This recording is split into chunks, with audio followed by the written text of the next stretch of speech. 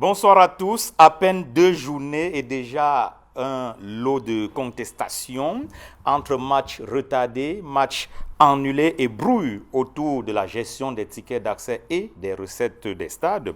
Le championnat Elite One traîne dans son lot de problèmes. Était-il urgent de lancer le championnat alors que les responsables eux-mêmes avaient reconnu qu'aucun club ne remplissait les conditions? Pourquoi la brouille autour de la gestion des revenus des matchs alors qu'une décision du ministre des Sports et de l'Éducation physique depuis 2002 fixe la grille de répartition des recettes des stades à l'occasion des compétitions nationales et internationales organisées dans les structures d'État?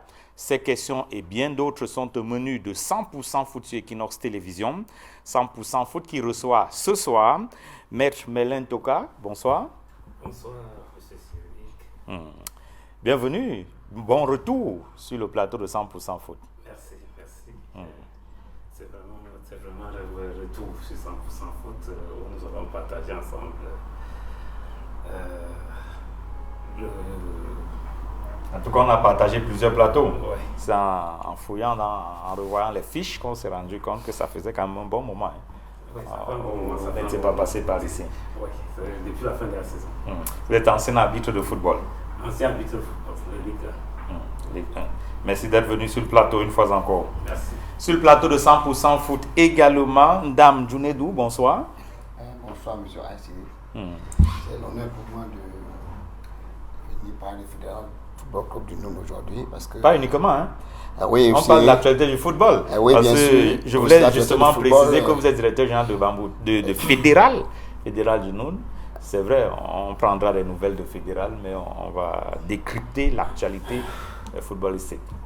Oui, je suis quelque part aussi, peut-être vous ne connaissez pas, je suis aussi entraîneur de football, donc je m'y connais un peu dans l'actualité. Nous suivons tous ensemble et c'est l'honneur pour moi aussi de parler aussi de cette actualité du football pour cette année qui commence un peu avec beaucoup de choses qui ne sont pas bien quelque part. Ah, beaucoup de choses qui ne sont pas bien. Ah oui, puisque vous l'avez dit tantôt tout à l'heure, il y a des choses qui ne marchent pas, il y a des matchs à retardement, des matchs sans licence. C'est pas moi qui dis, ce sont les faits. Fédéral du Noun qui prépare le championnat D2 régional de l'Ouest.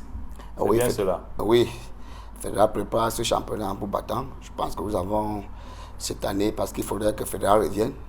Voilà pourquoi je dois dire en passant déjà un grand merci à notre patriarche, à notre président du conseil des sages qui a mis les petits plats dans les grands parce qu'il est en train de tout faire avec le président exécutif, M. Zouneidou, qui sont en train de prendre disposition pour que Fédéral revienne comme le Fédéral d'antan, que Fédéral il est l'heure parce que c'est l'heure de la montée pour cette année. On espère que Fédéral va retrouver l'élite, d'abord l'élite 2 et ensuite l'élite 1.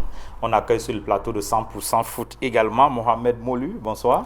Bonsoir Aïs-Cyril, bonsoir également à tous mes copanélistes, bonsoir à tous ceux qui nous regardent, les nombreux footeux du Cameroun et même du monde entier. Je voudrais prendre la parole tout d'abord pour présenter mes sincères condoléances, ou alors 100% Foot présente ses condoléances à ces nombreux Camerounais qui sont éprouvés. Je suis sur votre plateau, c'est pourquoi j'utilise le canal de 100% Foot. J'aurais pu le dire à mon nom que j'aurais été considéré comme étant égoïste, dont le Cameroun est frappé pour l'instant par c'est vrai, il y a cette catastrophe-là depuis la soirée d'hier. Les inondations dues aux fortes pluies qui s'abattent sur et on continue à compter les morts camerounais de ce côté-là. Une pensée pour toutes ces familles-là, ça peut arriver à tout le monde. Maintenant, on pourra questionner pourquoi ils se sont retrouvés là-bas. En tout cas, on a une pensée pour toutes ces victimes, en tout cas sur le plateau de 100% Foot. On va essayer d'apporter le sourire à toutes ces familles qui sont éprouvées. C'est aussi ça notre mission, essayer d'égayer, apporter le sourire. Merci Mohamed Molu d'être venu sur le plateau de 100% Foot, 100% Foot qui reçoit ce soir également Daniel Fils Injek. Bonsoir. Bonsoir Mohamed Molu, bonsoir aux millions et milliers de téléspectateurs de cette Moi, chaîne de télévision. Je vous salue pour répondre à Mohamed Molu. Non, voilà, bonsoir Cyril, pardon. Je vais aussi rentrer dans ce chapelet pour souhaiter nos condoléances les plus attristées à la famille d'un jeune Dié, plus connu sous le nom de Balotelli, qui a passé une belle saison en deuxième division du côté de la Libye. Et patatras, il avait son billet d'avion, il a déjeuné avec ses amis. Au moment de retrouver le pays, à la veille de son départ, à quelques heures, on l'a retrouvé mort dans sa chambre, sa chambre qu'il occupait du côté de la Libye. C'est une nouvelle qui est tombée comme ça vendredi dernier. Un enfant plein de vie, plein de joie. Il a été élu meilleur joueur de son équipe. Rappelons, c'est un jeune qui a commencé il y a quelques années du côté d'Arsenal, du président Gilbert Nana. Il a enchaîné avec Yaoundé 2 formations où il a fait, je crois, 2 allers-retours, AS Fortuna Dunfou, Dragon de Yaoundé. Mais finalement, il a trouvé sa route du côté de l'Afrique de l'Ouest et à travers ses prouesses, il s'est retrouvé en Libye en deuxième division où il a fait beaucoup de bien à son club. Aujourd'hui, on a envie de se poser la question, qu'est-ce qui s'est véritablement passé? Mais bon, espérons que les autorités camerounaises, les autorités en charge du football vont davantage se pencher sur cette situation parce que c'est triste. C'est triste. Et on n'a pas envie d'être à la place de sa pauvre maman. Bien entendu, c'est triste et toutes les condoléances de 100% foot, que son âme repose en paix. Merci à tous les 4 d'être venus sur le plateau de 100% foot. 100% foot, c'est le débat, vous le savez, mais c'est davantage le jeu. Le jeu, il se déroule sur le terrain. Il y avait du jeu ce week-end, la deuxième journée du championnat national de football Élidouane avec ce match à Douala, le derby de la ville de Douala. Dynamo, nouvellement admis en Élidouane, était opposé aux Astres de Douala. Dynamo qui a également rendu hommage à son premier capitaine, décédé quelques jours avant donc cette rencontre. Et les deux équipes sont sur la pelouse du stade de la Réunification pour cette rencontre, la deuxième journée. Et voilà le premier but inscrit par les Astres de Douala qui ouvre le score dans cette rencontre que finalement Dynamo va remporter. Il faut dire que c'est le joueur Jules Amanko qui a donc inscrit l'ouverture du score. C'était à la 30e minute. Il y aura l'égalisation de Dynamo de Douala par l'entremise de Christian Atiba. Et Dynamo qui, à partir de ce moment, va dérouler puisque Benjamin Loukoui va inscrire un deuxième but après cette boude du gardien de but qui offre pratiquement, c'est un caviar qu'il offre plutôt à son adversaire. 2-1 donc pour Dynamo de Douala dans cette rencontre. Dynamo qui va inscrire d'ailleurs le troisième but à la 40e minute et c'est Joseph Momasso qui, de la tête, trompe la vigilance du gardien de but des Astres de Douala dans le temps additionnel alors que la rencontre est en train de s'achever. Ce sont les Astres de Douala qui vont obtenir le deuxième but de réduction du score sur ce penalty, 90e minute plus 3. 3-2 finalement en faveur de Dynamo de Douala qui bat donc les Astres de Douala, les Brésiliens de Bipanda qui n'ont pas porté le nom à l'occasion de cette deuxième journée du championnat de football Élidouane. On va écouter l'auteur du troisième but de Dynamo de Douala. Il s'agit de Lionel Christian Ateba. Dans la foulée, Yves Clément Aroga, entraîneur de Dynamo de Douala. Tous les deux sont au micro Equinox de Raoul Taboufoui. C'est toujours important pour un avançant de marquer, mais pour nous ici, il était question de prendre les 3 premiers points de la saison. Parce que Dynamo, c'est une équipe qui veut jouer le haut du tableau. Donc il était question de gagner contre cette équipe de Astre, qui est aussi un derby, ici un derby de Douala. Et nous sommes contents d'avoir pris les 3 points aujourd'hui. C'est vrai qu'on prend un but prématuré dans les premières minutes, mais tout ça on avait prévu, on s'est dit, ça peut arriver qu'on prenne un but, il va falloir réagir. Et on a réagi de la meilleure des façons en marquant et en enchaînant avec 3 buts au compteur. On a travaillé énormément pour avoir ce genre de résultat. Vous savez ce qui s'est passé, les problèmes administratifs, c'est pas ça. Donc vous savez, quand un bateau est là, il n'y a pas le capitaine, automatiquement il y a des couacs. Bon, mais heureusement, cette fois-ci, nous sommes revenus et nous allons continuer à travailler. C'est le feu de lance maintenant. On va travailler énormément pour aller un peu plus loin. Courage aux joueurs qui ont donné le meilleur d'eux-mêmes, donc qui ont compris ce qu'on recherche et puis bon voilà, qui ont appliqué à la lettre tout ce qu'on a appris durant la semaine. Et voilà, ça a donné un coaching payant, quoi.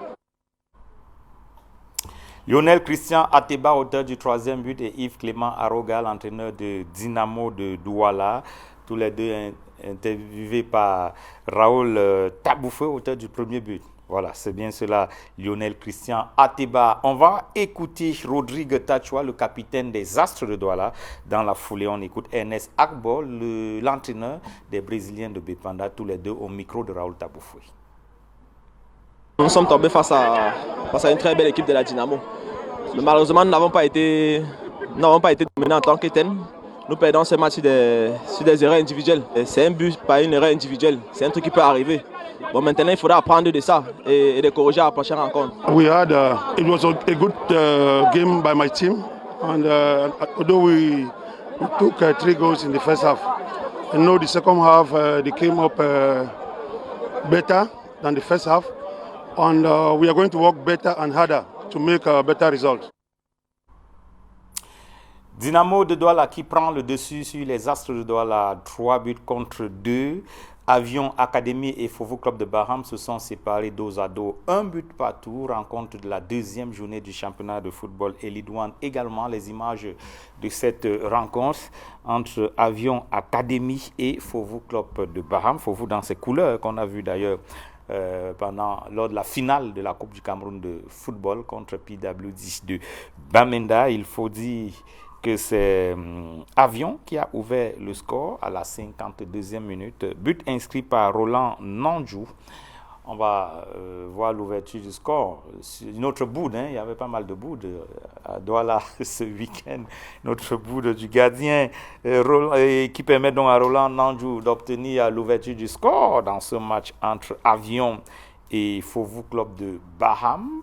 Avion qui mène donc 1-0, mais derrière, il y a l'égalisation de Stéphane Anyeka à la 80e minute, alors qu'on était à 10 minutes de la fin de la rencontre. Tout est parti de ce coup franc qu'on revoit dans la surface réparation et le joueur esselé dans le dos de la défense et qui arme la frappe.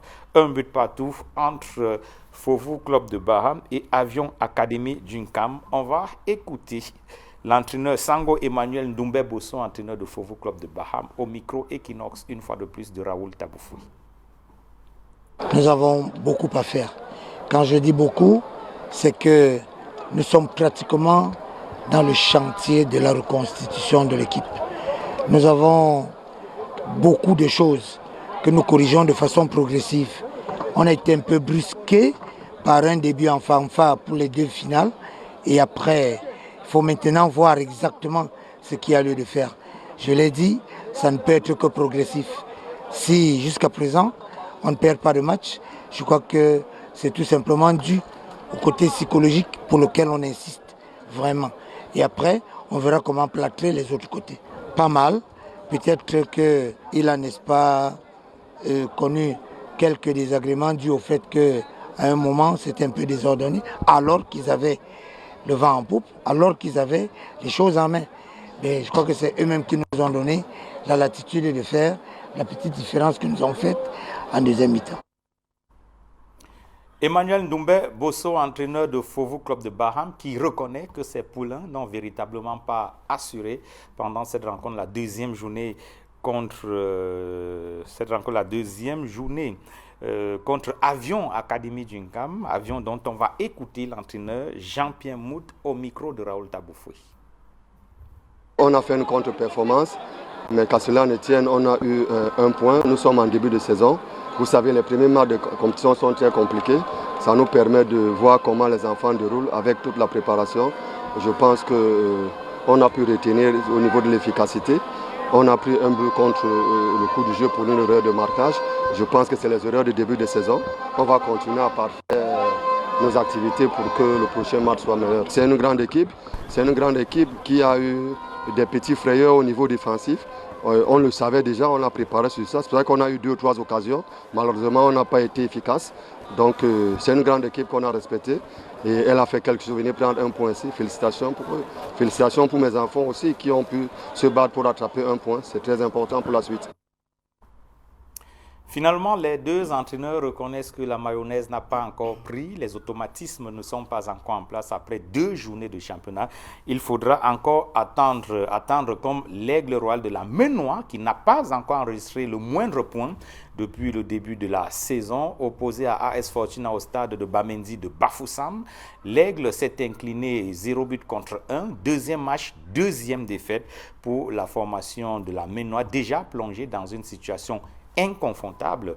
Retour, résumé de ce match Aigle-La Menoie contre AS Fortuna. C'est avec nos reporters à Bafoussam, Robert Kenyé et Vivien Tonfac. Aigle Royal de la Menoie vole très bas depuis le début de la saison sportive 2023-2024. Ébloui par les Astres de Douala lors de la première journée du championnat national Elite One, le Rapace a rampé devant AS Fortuna au stade de Bafoussam-Bamendi, un match comptant pour la deuxième journée. En panne sur tous ses compartiments, El Pacha est assommé peu avant la pause, précisément à la 43e minute. Libre de tout marquage, Boris Fumo à la réception d'une passe lumineuse, du plat du pied bas Samuel Kono, le portier des Jaunets Noirs.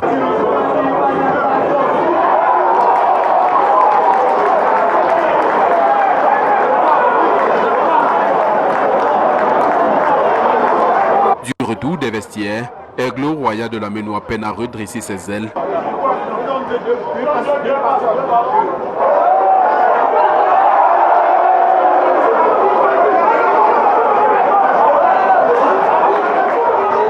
Sur les gradins, la qualité de son effectif soulève des débats.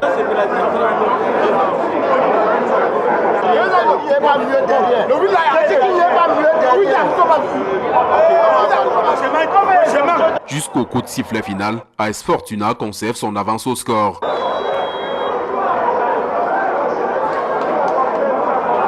Nous sommes en train de prendre les repères par rapport au championnat qui est très relevé d'ailleurs.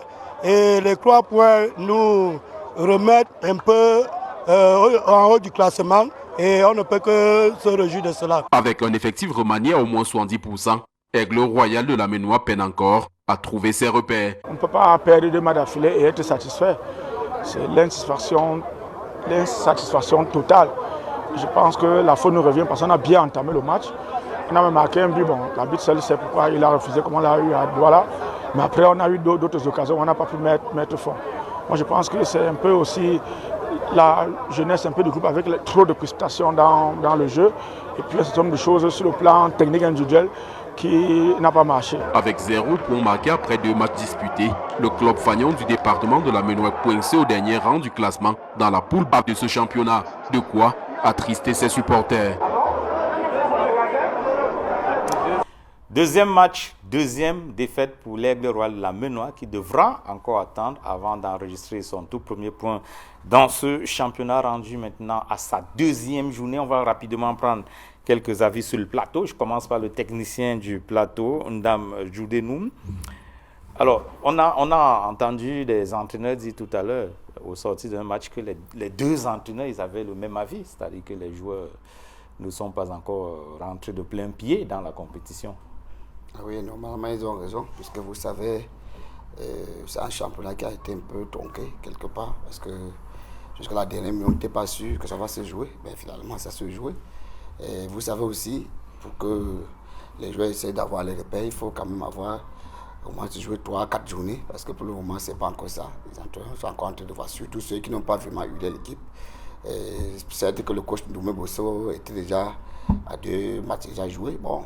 Mais pourtant, il déplore le même problème. Oui, il déplore le même problème, bon, mais peut-être quelque part, il a aussi changé quelques joueurs, parce que moi, je vois dans son effectif près de 4 ou 5 joueurs qu'il a encore injecté après la finale.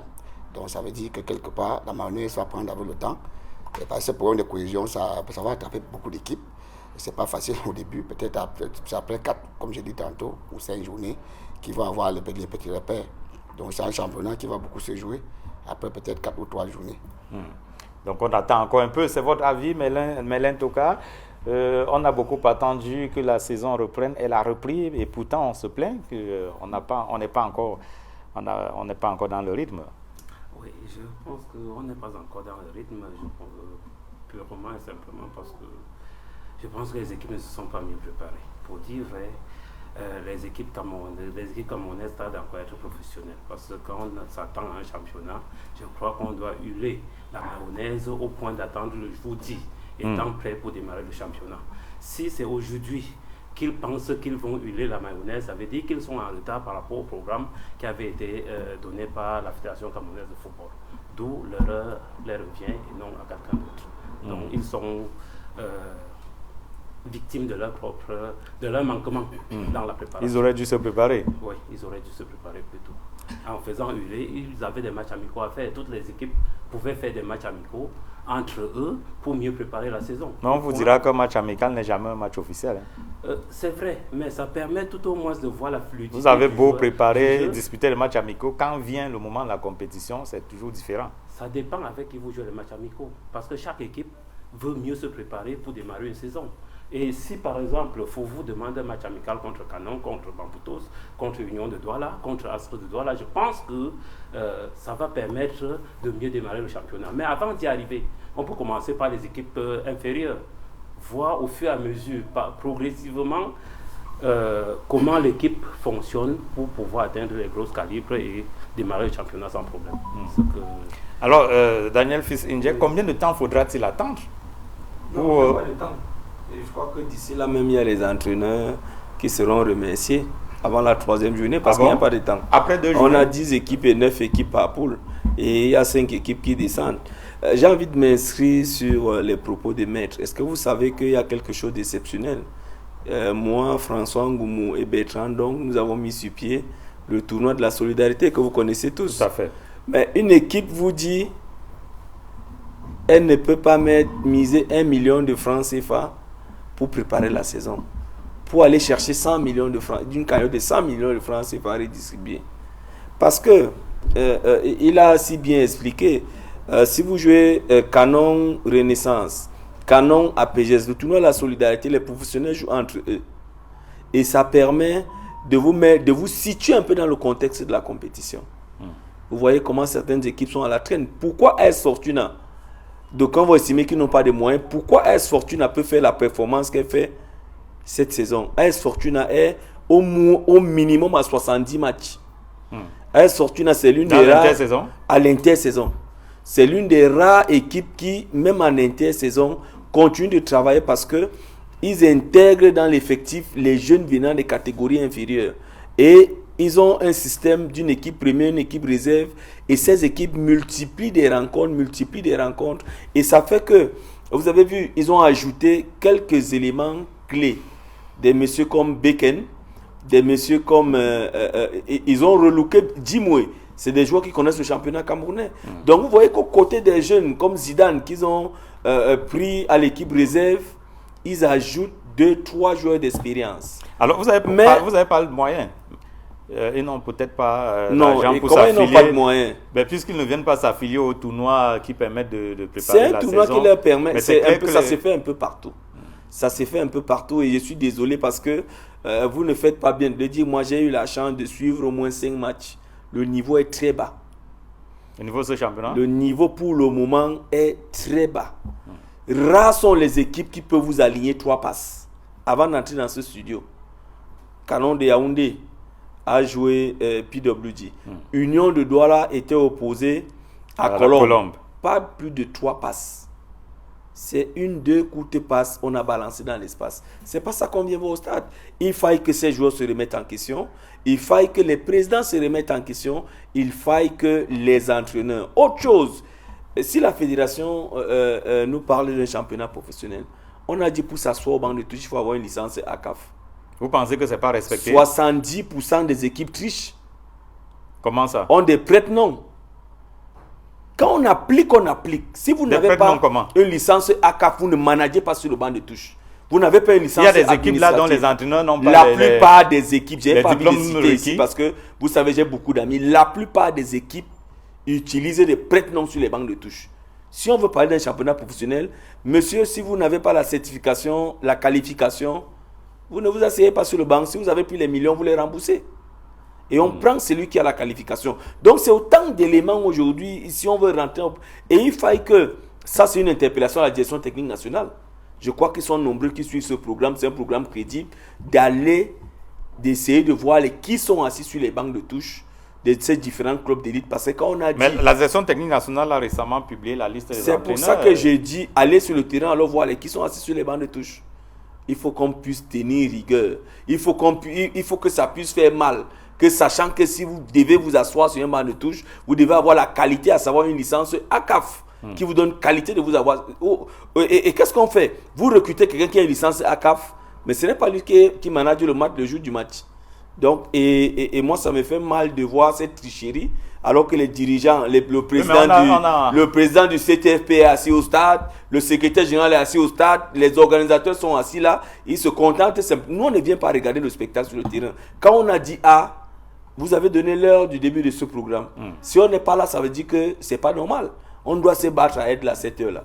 Donc, ce sont des ingrédients avant de parler du reste, avant de rentrer même sur le terrain. Voilà autant de choses qui font que cette tricherie nous rattrape à chaque fois. Le spectacle est morose pour ce début de saison.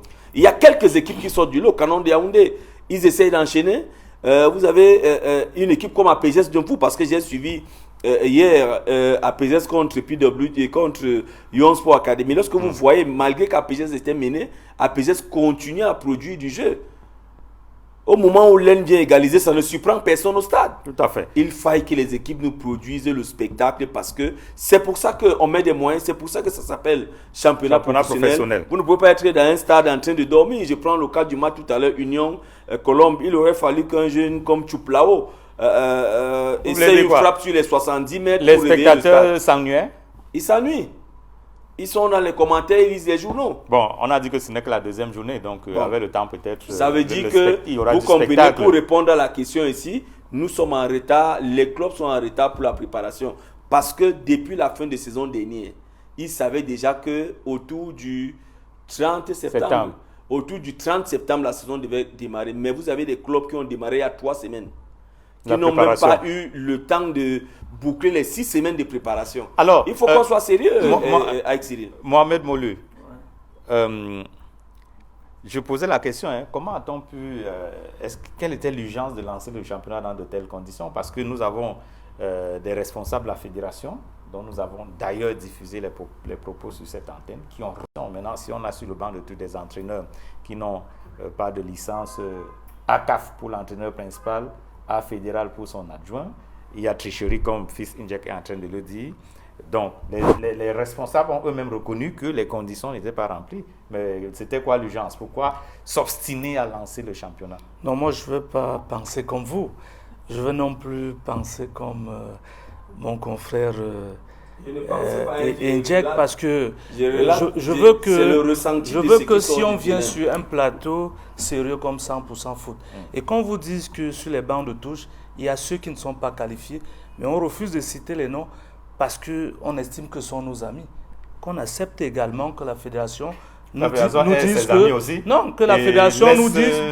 Laissez-moi aller au bout. Que la FECAFOOT dise que pour cette année, on va accorder quelques faveurs pour ce qu'on a considéré, ou alors qu'on appelle comme étant des tolérances, puisqu'on parle de tolérance administrative. Vous avez dit, la FECAFOOT avait demandé qu'il y ait une clémence. Tout à fait. Maintenant, on dit qu'on a lancé la saison de manière précipitée, c'est un peu faire preuve de mauvaise foi, parce que tous les clubs, tous les dirigeants de clubs savaient le deadline pour le démarrage effectif de la saison. Personne ne va ignorer que le début de la saison était fixé. Le match d'ouverture a 50 minutes de retard pour le 30 parce qu'on attendait les licences ça, ce sont des détails. On va permettre que ce sont des détails qui ne peuvent pas influencer de manière globale le déroulé de la saison. Il a parlé, moi je voudrais qu'on reste des journalistes. Le journaliste n'est pas un technicien. On peut avoir il a parlé des faits. Non, écoutez, je vous relance. On peut avoir des bribes de connaissances, mais le journaliste n'a pas forcément la qualité d'apprécier la qualité d'un... Non, je suis déjà... On a suivi le Coupe du Monde avec Aurélien Tchouameni avec c'est moi lui qui a la parole. S'il vous plaît. C'est moi lui qui a la parole. Non, attendez, vous avez la parole. Véritablement, le spectacle pour le moment n'est pas à la hauteur. C'est moi lui qui a la parole. Je voudrais juste préciser que nous sommes les 3 journalistes du plateau. Nous n'avons pas la prétention, en tout cas pas moi, d'être technicien. C'est ce que je voulais qu'on... Alors, mais si un journaliste dit que sur le banc de touche, à partir de ces observations, certainement de ces enquêtes, il n'y a pas d'entraîneur détenteur de licence, de la licence requise. Vous avez dit, nous sommes des journalistes. Tout à fait. Qu'est-ce qui caractérise le journaliste? C'est des faits. Qu'ils disent que tel un Djemnan qui est entraîneur de Faux-Vazu n'a pas. C'est vous qui citez Faux-Vazu a deux entraîneurs qui ont la licence ACAF. J'ai pris un exemple. Faux-Vazu a deux entraîneurs qui ont la licence ACAF. Djemnan et Koumanissé. Permettons qu'il finisse. C'est lui qui a la parole. On est là pour tout à fait. nos téléspectateurs. Maintenant, venir sur un plateau dire qu'on ne peut pas donner ces noms parce que ce sont nos amis. Il faudrait qu'on soit à même de le dire lorsque... Mais il protège ses amis alors. Voilà, c'est une liberté également. Pourquoi vous insistez sur ce pan? Sur le plan de la qualité du jeu, moi je voudrais qu'on reste journaliste. On peut avoir des bribes de connaissances, mais on n'est pas des techniciens. À moins qu'il n'ait fait des formations. J'ai une licence des fédérales. Oui. S'il vous plaît. Si vous êtes toujours en train d'interrompre tout le temps, après. J'ai une licence des fédérales. Permettons qu'il finisse. J'ai été pendant 10 ans. Vous allez tout ce que vous allez revenir là-dessus.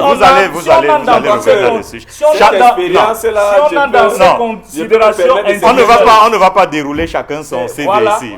Si on a dans ces considérations ou alors où chacun va dérouler son CV, puisque nous tous, nous ne sommes pas que les journalistes. Voilà. Mais il faut laisser ceux qui font le travail de technicien au quotidien apprécier la qualité. On a un équipe qui ne fait pas trois passes Mohamed Bolu. On a besoin d'aller voir un technicien. Ça peut être le système de jeu. Il y a des Anglais qui ont un système différent qui jouent du kick en roche qui n'est pas forcément le système espagnol. Donc on ne va pas dire que l'Espagne joue mal par rapport à l'Angleterre parce qu'à chaque sélection ou à chaque club, il y a sa tactique de jeu. Très bien. Donc, on va regarder. Pourquoi je voudrais qu'on reste à nos différentes voilà, restons sur les faits. De journalistes. Mais le journaliste ne doit pas interpréter la qualité du spectacle.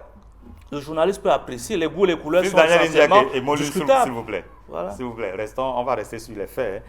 Alors, on va donc récapituler les résultats de cette deuxième journée du championnat Elite One, le tableau des résultats complets dans les deux groupes, la poule A et la poule B. Je rappelle donc qu'il y a 3 matchs qui se disputaient donc aujourd'hui. Vous voyez des vides là. On aura le temps de réajuster ou bien d'ajuster ce tableau. Canon de Yaoundé a battu PWD de Bamenda 2-0. C'est la deuxième victoire du Canon sportif de Yaoundé qui avait déjà remporté son premier match 2 buts contre 1. Donc il y a eu 2-0 ce lundi pour Canon devant PWD de Bamenda. Colombe du Djaïlobo et l'Union sportive de Douala ont fait jeu égal, 1 but partout. Les deux équipes se sont neutralisées. Là, c'est dans la poule A. Et dans la poule B, Stade Renard de Mélon s'est imposé 1 but à 0 face à Fauve Azur de Yaoundé. Donc, on récapitule. Vous savez que depuis le week-end, l'Aigle de la Méno, on l'a vu d'ailleurs tout à l'heure, a été battu par AS Fortuna 1 but à 0. Victoire de Dynamo dans le derby de Douala face aux Astres, 3 buts contre 2. Et Bamboutos de Bouddha dans la poule A a pris le dessus sur Gazelle Football Academy de Garoua, 2-0 dans la poule B. APGS, fils Daniel Indjek le disait tout à l'heure, et Young Sport Academy se sont séparés dos à dos, 1 but partout. Victoire de Coton Sport de Garoua face à Victoria United de Limbé, 1 but à 0. Et puis 1 but partout entre Avion Academy de Douala et Fauvu Club de Baham. Un coup d'œil rapide sur le classement pour dire que là aussi il faudra ajuster ce classement parce que ce classement qui va apparaître tout à l'heure ne tenait pas compte des rencontres qui se jouaient ce lundi et donc avec les résultats obtenus ce lundi. Le classement est fortement chamboulé. Canon de Yaoundé qui passe donc en tête du classement avec 6 points après ces 2 victoires alors que Dynamo de Douala et AS Fortuna ont 4 points chacun. L'Aigle de la Ménoire au bas du tableau, Union de Douala et Colombe du Djaïlobo, 1 point pour Colombe et Union et 0 point pour l'Aigle de la Ménoire qui n'a pas encore enregistré le moindre point dans ce championnat. Dans la poule B, Coton Sport de Garoua est en tête après 2 journées, 4 points, 3 points pour Victoria United. APGS a 2 points au bas du tableau. Young Sport Academy a 1 point, 0 point pour UMS de Loum et Fauve Azur. Ça peut commencer à se compliquer pour Fauve Azur qui a 0 point après 2 rencontres. Et on sait que au terme de la saison, selon la formule, la nouvelle formule de ce championnat à 2 poules, les playoffs vont se disputer avec 8 clubs, 4 premiers de la poule A, 4 premiers de la poule B, ça fait 8. Donc, ce ne seront plus les playoffs à 4 équipes comme par le passé. Ce sont des playoffs avec 8 clubs. Et pendant ce temps, il y aura d'autres playoffs concernant les équipes classées de 5e à 10e pour la poule A et 5e à 9e pour la poule B. Ça va faire 11 qui vont jouer également un tournoi à l'issue duquel 5 clubs vont être relégués en Elite Tour. 5. Avec Cyril, moi je crois que c'est... On n'a pas envie de respecter notre football. Vous avez un problème avec la formule du championnat? J'ai un sérieux pour moi avec cette formule. On a 19 clubs de Ligue 1. On devait aller sur un long way. Tout le monde croise tout le monde. Si on veut aller à la formule des playoffs, les 5 derniers sont relégués, les 4 premiers jours, les play-top pour désigner le champion du Cameroun. Est-ce que c'est encore le moment de revenir sur ce débat? Non, moi, la formule est arrêtée. La formule est arrêtée, mais c'est un championnat qui va se terminer dans les tribunaux. Parce que je connais mes amis dirigeants de club au Cameroun. Personne ne va accepter ça. Ceux qui seront dans le deuxième lot des 11 Ceux qui seront dans le deuxième lot vont attaquer ce championnat dans les différents tribunaux de sport. Le motif? Le motif, c'est qu'ils vont dire on les avait trompés, ils ne savaient pas. Moi, je vous assure, on avait suffisamment de temps pour organiser un championnat à 19 équipes. Mais l'explication qu'on donne, c'est que lorsqu'on a des playoffs à poule unique, 8 clubs, ça fait un grand nombre de matchs aujourd'hui aussi. C'est le bricolage. Quand c'était les demi-finales croisées, on jouait simplement en demi-finale. On devrait jouer. Je prends le cas, vous avez 14 équipes en Ligue 2, vous faites 2 poules. C'est 6 matchs aller, 6 matchs retour. Alors, on a un technicien sur le plateau, il va nous donner son avis. Nous ne sommes que alors, coach, vous êtes directeur général de Bamboutos, mais vous avez dit que vous êtes fédéral. Qu'est-ce que j'ai avec Bamboutos? C'est la deuxième fois que je vous présente comme directeur général de Bamboutos. Directeur général de fédéral. Mais vous avez dit que vous êtes entraîneur également. Est-ce que cette formule pose problème sur le plan de la compétitivité du championnat? En fait, ça pose un réel problème, mais il faut aussi, compte tenu que nous sommes qualifiés pour la CAN, il faut aussi tenir compte du programme de la fédération. Moi, je ne suis pas d'accord avec mon jeune frère, parce que quelque part, quand les gens sont un peu au départ, quand on décide qu'on doit jouer ainsi, les équipes acceptent, et les présidents des clubs et les entraîneurs, ils doivent faire le jeu. Donc, ce n'est pas aujourd'hui, ce n'est pas sur le plateau maintenant qu'il faut remettre ça sur le plateau. Et des deux, vraiment, il ne faut pas que nous oublions quelque chose. Nous revenons de très loin. Quand on veut revenir avec ce championnat, avec ces équipes, il faut s'arrimer aux règles de la fédération. Et je reviens encore pour dire à mon jeune frère, par rapport aux entraîneurs qui viennent de dire tout à l'heure, qui délivre les licences au club. Attention, on ne prend pas n'importe qui peut mettre au banc de touche. Attention, je suis entraîneur de football. Je ne suis pas qualifié pour ne pas marcher au banc de touche. Je dois perdre les points. Mais si quelque part, on porte réserve. Donc, ça veut dire que quand vous voyez les entraîneurs au banc de touche, c'est levé, manager, ça veut dire qu'ils sont qualifiés. Laissez-moi les affaires de dire quoi là, vraiment. S'il vous plaît, mes frères. C'est pas moi qui le football. Non, il y a quand même des diplômes requis. Voilà. Donc ça veut dire que si vous voyez les entraîneurs managers, ça veut dire que... C'est la fédération qui a dit licence ACAF pour l'entraîneur principal, A fédéral pour son non, BCAF A fédéral pour son on connaît également ceux qui ont ces diplômes. Moi, je dis... On contourne avec Cyril. Je vous ai posé une question. Coach, vous n'allez pas me refuser ça. C'est la fédération. Bien entendu. Vous pensez qu'un président si je viens faire une licence d'administrateur, je ne vais pas m'asseoir au banc de touche. Qui n'est pas qualifié pour payer les points de main, non. Si je viens faire une licence d'administrateur, on va bientôt sortir de ça. Ça va m'empêcher de m'asseoir sur le banc de touche. Je voudrais interroger Maître Mélène Toka, parce que peut-être que, je ne sais pas si fils Daniel Indjek n'exprime pas suffisamment ce qu'il veut dire, en tout cas j'essaye de comprendre. On l'a même vu, même sur le plan international. C'est-à-dire que vous avez je n'ai cité aucune équipe, c'est vous qui citez, fils Daniel Indjek. C'est-à-dire vous avez des clubs qui savent que l'entraîneur n'a pas le diplôme, le parchemin requis, mais il l'entraîne, il supervise, il organise des séances d'entraînement en semaine. Là, il n'y a pas de contrôle. Mais le jour du match, il y a peut-être un entraîneur d'appoint qu'on fait venir. C'est celui-là qui s'assoit sur le banc de touche. Peut-être c'est ce que le fils Daniel Indjek veut expliquer. Je peux m'inscrire en faux dans ce dossier, juste pourquoi? Parce qu'un homme intègre un homme qui sait ce qu'il cherche, un entraîneur qui sait ce qu'il vaut, n'acceptera jamais qu'un moins gradé que lui entraîne une équipe et que lui se mette sur le banc de touche pour manager. Le jour du match. Le jour du match. Parce qu'après tout, à la fin de ce match, qui porte la responsabilité de la défaite de l'équipe? Que ce soit au niveau des médias, que ce soit en interne ou en externe. Je pense que c'est l'entraîneur principal qui porte la responsabilité de la défaite ou de la victoire d'une équipe. Et je ne vois aucun entraîneur franchement le faire. Franchement le faire. C'est pourquoi j'ai dit, maintenant, revenant sur la forme du championnat. La formule. Je pense que la formule aurait été bien si nous savions au préalable nous préparer. Vous savez, quand le coach lui-même dit, nous sommes à la 2e journée, la mayonnaise n'a pas encore pris. Si ça prend à la 10e journée, le championnat est fini. Et maintenant, le premier qui ira jouer contre El Ali du Caire, en Champions League ou en Coupe des Coupes, le match est perdu d'avance. Le match est perdu d'avance parce que les joueurs n'ont pas assez de matchs dans des jambes. Maintenant, pour que les joueurs, en fonction de notre championnat et en fonction de la préparation que nous connaissons tous, il serait souhaitable de laisser jouer les 19 journées, 18 journées à l'aller, 18 journées au retour, ça fait 36 journées. Je pense avec la nouvelle formule. En tout cas, l'idée c'est de revenir à un championnat à 16. Je suis entièrement d'accord avec vous. Peut-être dès la saison prochaine. Maintenant, là, ce sera la polémique. Je vais vous dire quelque chose. Vous savez, il y en a des équipes qui capitalisent le maximum de points à l'aller d'un championnat. Et au retour, commencent à faire les pas sur place. Où mettrons-nous les points capitalisés à la phase aller? Parce qu'à un moment du championnat, tout le monde sera remis à zéro et on va aller sur des nouvelles bases. Il y aura 8 places pour les playoffs. Oui, justement. Et en ce moment précis... C'est un nouveau championnat. Et en ce moment précis, vous savez, quand une équipe sait où elle va, elle sait, je n'ai pas assez de moyens.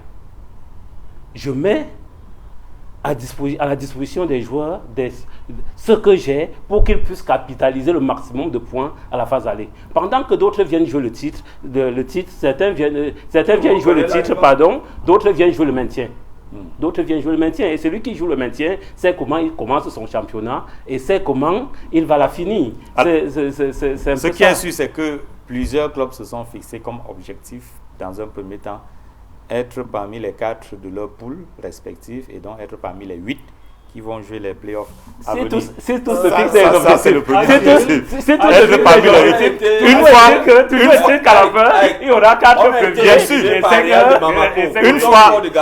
Une fois qu'ils seront parmi les 8, ils peuvent revoir les ambitions. A été éliminé par Real de Bamako, on n'a pas tiré les leçons. Au tour préliminaire. Je voudrais qu'on sorte de cette thématique. Non, c'est pas vous qui dites comment je conduis l'émission. Puisque vous avez dit que vous avez énoncé il y a quelques instants que vous sortez on va sortir, rassurez-vous. Ce débat concernant le championnat.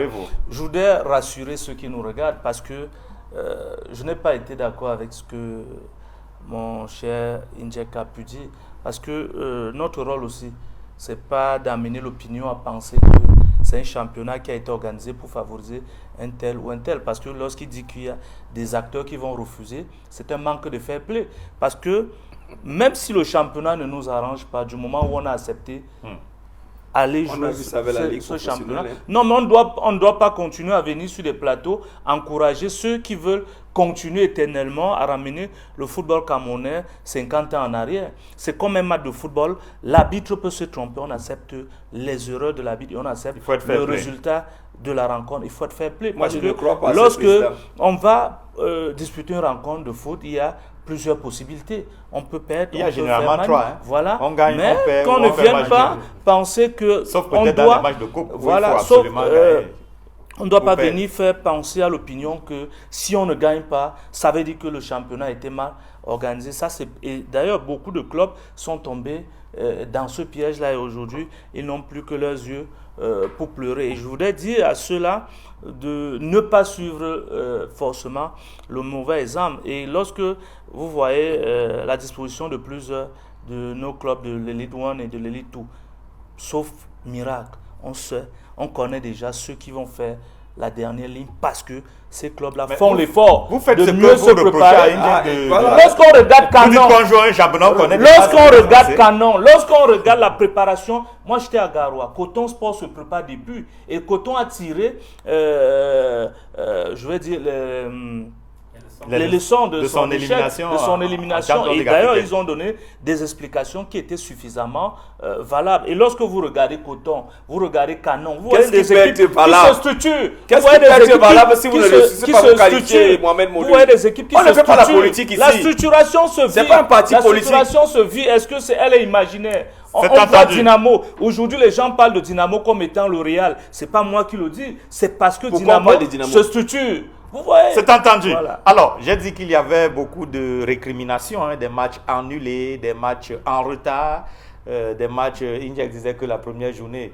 C'est pas moi qui dis. Le lancement s'est fait avec 50 minutes de retard. Il y a eu beaucoup de situations.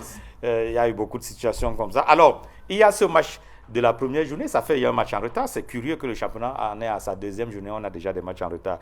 Avion devait disputer son premier match de la première journée contre UMS de Loum au stade, en tout cas à Douala. Et ce match ne s'est pas disputé pour un problème de licence. UMS avait des licences pas physiques mais numériques présentées aux officiels de la rencontre. Et Avion estimait qu'il fallait des licences physiques pour que la rencontre puisse se jouer. En tout cas, retour sur cette rencontre manquée de la première journée entre UMS de Loum et Avion de Douala. C'est dans ce reportage de Fabrice Eloum. Sur l'aire de jeu, Avion Académie de Douala et l'Union des mouvements sportifs de Loum s'apprêtent à croiser le fer. Dans la foulée, l'administration de Avion Académie de Douala saisit les officiels, puis décide de ne pas jouer la rencontre si tous les joueurs de l'UMS ne présentent pas de licence physique. Après 45 minutes de retard, le commissaire du match, qui n'aura reçu que des licences numériques du club UMS, va finalement annuler la rencontre de concert avec les autres officiels. Ils évoquent alors un problème administratif lié à un absent de licence physique côté UMS de Loum. La fédération a ordonné qu'on joue. Pourquoi Avion a peur? Faisant physique, on a envoyé, la fédération a envoyé, il y a le commissaire de match. Que la fédération, parce que mes dirigeants sont là-bas en train de travailler pour la licence. Oui, nous n'avons pas... Avion n'aime pas ce genre de victoire. Ça rend plutôt triste.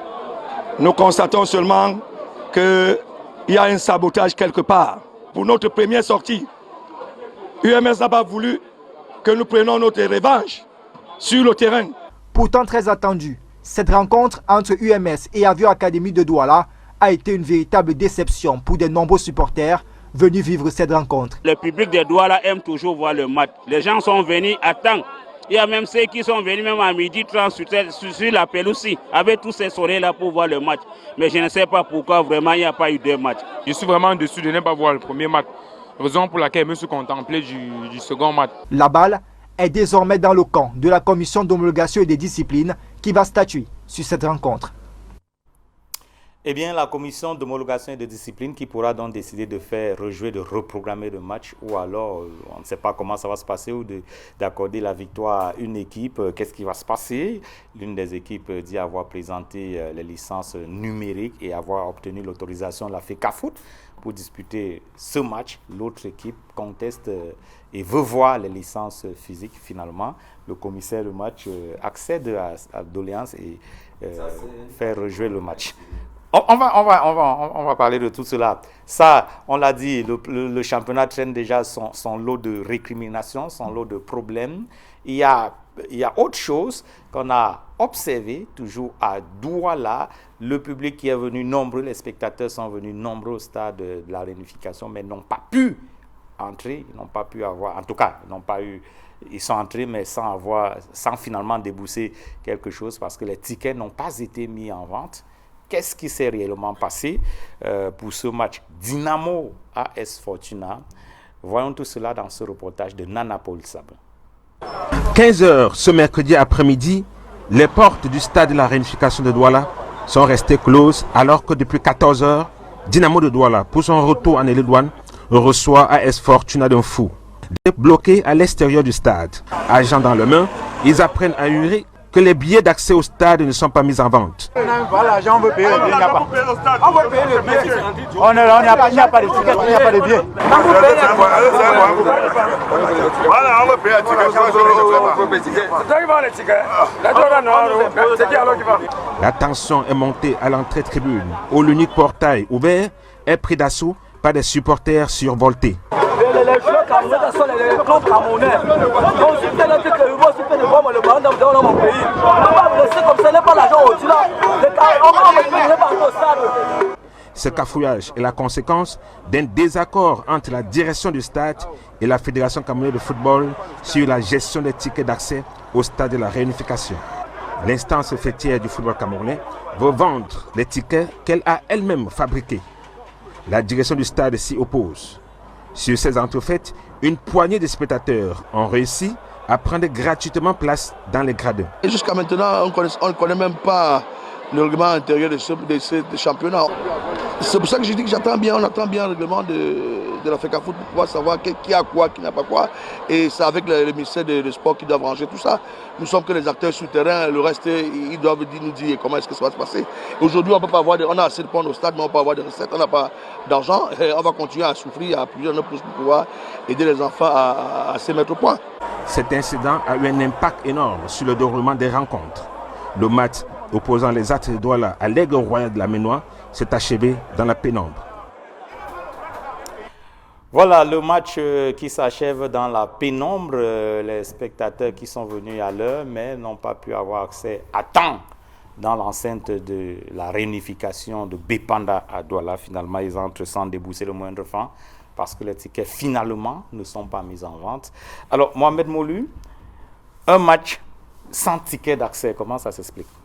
Oui, vous avez pu suivre ce reportage où tout a été expliqué. Et d'ailleurs, on a essayé de fouiller pour comprendre exactement ce qui s'est passé lors de cette rencontre. C'était le 5 octobre dernier. Et déjà, avant de donner ma position sur ce que je considère comme d'ailleurs du sabotage pur et simple, je dois dire que c'est pas nouveau. Orchestré par qui? Bon, pour ceux qui veulent continuer à tirer notre football en arrière, pour ceux qui veulent continuer à se donner raison de ceux dont la présence du président actuel de la FECAFOOT ne les arrange forcément pas. D'ailleurs, j'ai relevé dans le précédent reportage de Batamak qui a estimé, et pour une fois je peux être d'accord avec lui, il y a un esprit de sabotage qui plane dans l'air. Et déjà, puisque vous parlez de la billetterie, je vais vous rappeler qu'en 2014, c'était pas Samuel Eto'o-Fils qui était président de la Fédération camerounaise de football, c'est le professeur Joseph Owona qui gérait, si je peux avoir mon temps de parole. Vous aurez votre temps de parole tout à l'heure. On est là pour édifier vous aurez votre temps de parole. Les téléspectateurs. On n'est pas là pour contenter un camp, puisque moi je parle avec des faits. Et c'est ce qui caractérise très souvent des journalistes qui se réclament sérieux, comme moi d'ailleurs. Je voulais dire qu'en 2014, c'est le professeur Owona qui gérait la normalisation. Et j'ai pris le cas de 2014 parce que le club qui était au centre de la polémique s'appelle Bamboutos. Vous savez, Bamboutos se réclame comme étant un club aux milliers de supporters, même si statistiquement, on n'a pas pu le vérifier parce que je suis de ceux qui pensent il est quand même clair que les rencontres de Bamboutos font courir. Oui, ça, ce n'est un secret pour personne. Mais si on entre dans la popularité, il y a d'autres clubs qui peuvent être considérés également comme les clubs populaires. En 2014, c'est le professeur Owona qui gérait la normalisation et celui-là qui gérait le football professionnel, c'était à l'époque le général Pierre Semengue.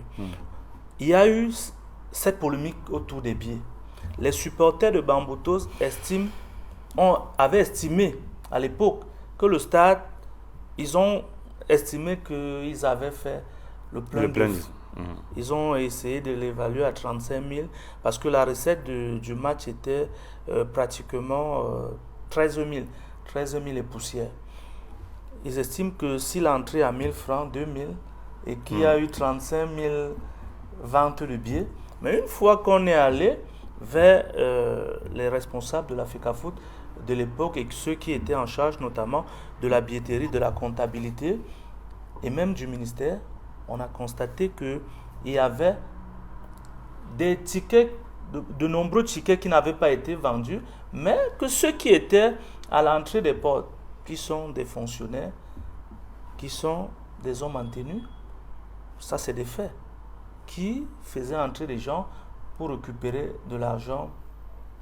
Et ce qui s'est passé récemment, j'ai essayé de...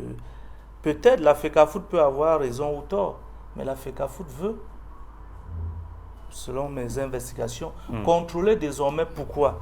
Parce que... Mais il y a un texte qui organise tout ça, non? Oui. Pourquoi la FECAFOOT veut contrôler tout seul? La FECAFOOT qui... Pas tout seul, forcément. Pas tout seul. Puisque de toutes les façons, à l'entrée des stades, il y a toujours les représentants des clubs.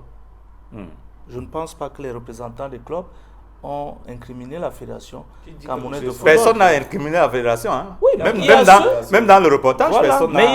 personne n'incrimine personne en réalité. Il y a ceux qui pensent que c'est la FECAFOOT, et c'est pourquoi j'ai parlé de sabotage. J'ai dit qu'il y a ceux qui veulent absolument créer des blocages au quotidien. C'est la fédération qui organise le championnat professionnel. Pour qu'on dise que voilà, le règne de tel est entaché. La preuve, c'est d'ailleurs ce que vous avez mis sur la table des débats. Bien entendu. Vous dites à peine 2 journées pourtant.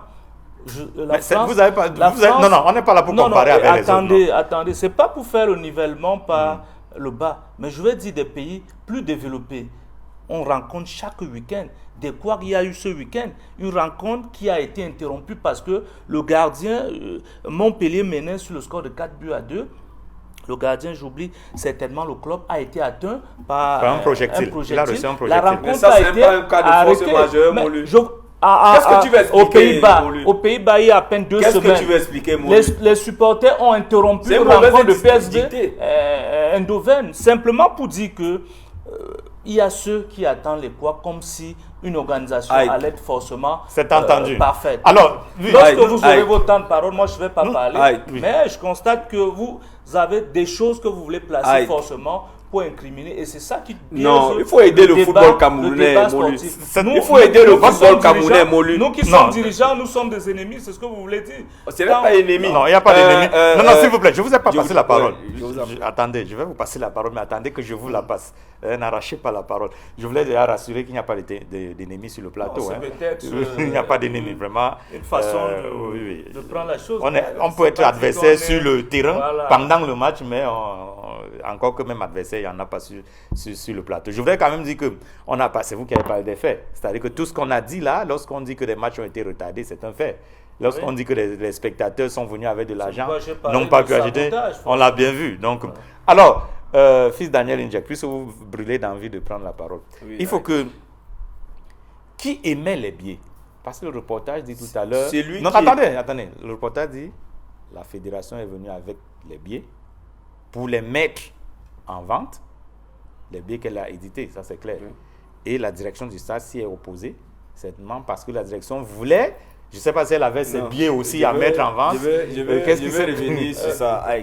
C'est l'organisateur de la compétition qui émet les billets. En l'état, c'est la FECAFOOT. Ce n'est pas la Si vous voulez, le CTFP. C'est le CTFP. De plus, avec Cyril, Molu veut toujours nous ramener le débat sur Eto'o. Ce n'est pas Eto'o qui organise le championnat professionnel. Il y a un organe pour organiser le championnat professionnel au Cameroun. Conseil transitoire de football professionnel. Le Conseil transitoire de football professionnel. Et je voudrais que si on est dans le débat, qu'on mette la fédération de côté, peut-être il y a un personnel de la fédération qu'on met à la disposition de cet organe, mais cet organe doit être mis devant ses responsabilités. S'il y a quelque chose qui ne va pas, on va interroger le secrétaire général, on va interroger le président. Parce qu'à chaque fois, vous voulez nous ramener Samuel Eto'o, mais si le président Biya vient gérer les problèmes à Bogada ou bien à Emana, chez nous là-bas, il y a des délégations.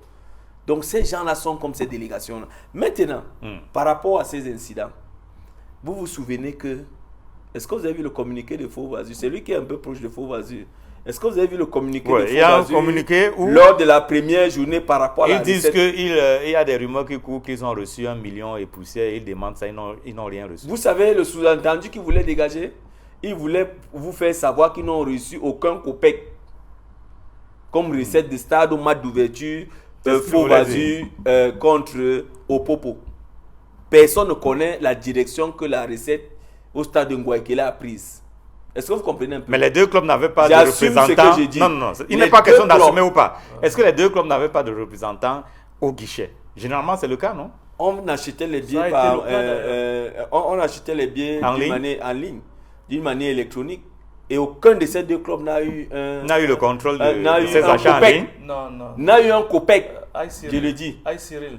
Je voudrais pas qu'on perde. Ce sont les gens du spectateurs. CTFP qui Il y a sont eu la chargés. vente Ce en sont les ligne. gens. Je vous Il y a en eu prie. la vente Maurice, la guichet différence aussi. entre Guichet, vous c'est et ce qu'il moi, faut dire. la différence entre vous et moi, c'est que moi, je suis au stade tous les week-ends. Moi également. Vous arrivez Non, d'une lui aussi. manière Moi intempestive. également. Moi Vous également. arrivez Non, d'une manière je ne peux pas intempestive. vous permettre de dire ça Avec sur le Cyril. plateau. Non, Avec je ne peux Cyril. pas vous permettre de dire ça sur le Avec plateau. Cyril.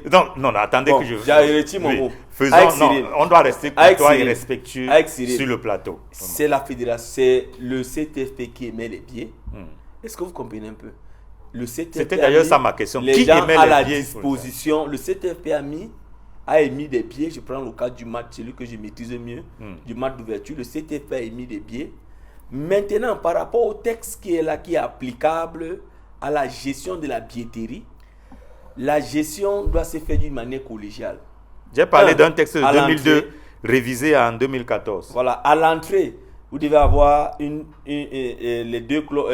club qui reçoit, qui doit être à l'entrée pour filtrer, pour se rassurer que les gens qui arrivent achètent effectivement des billets. Au niveau de la caisse, vous avez les responsables du stade et les responsables du CTFP.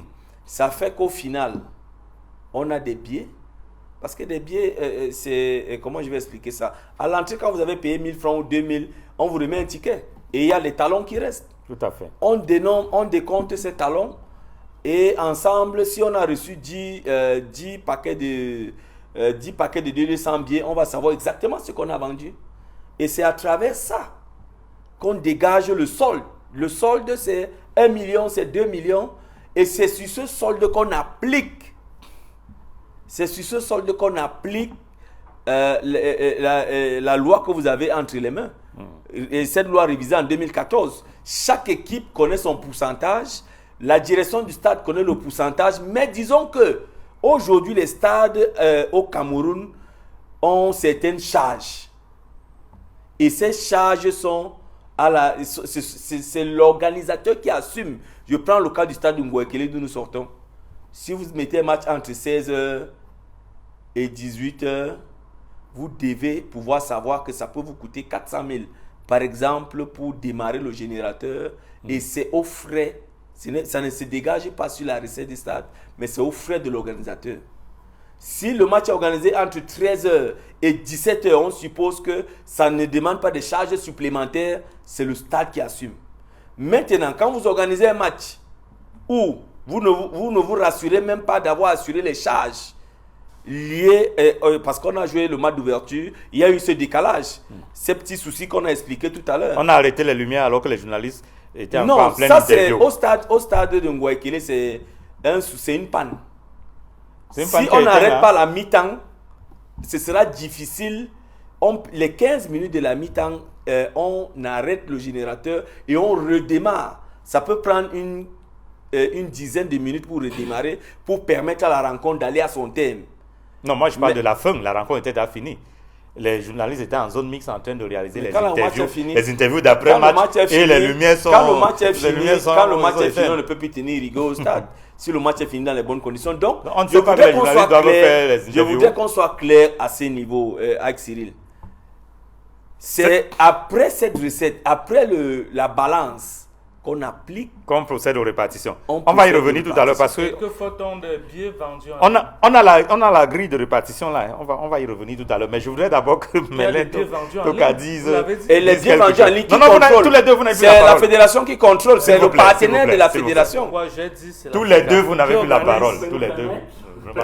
Les deux confrères. Permettons que les autres parlent. Oui, vous savez...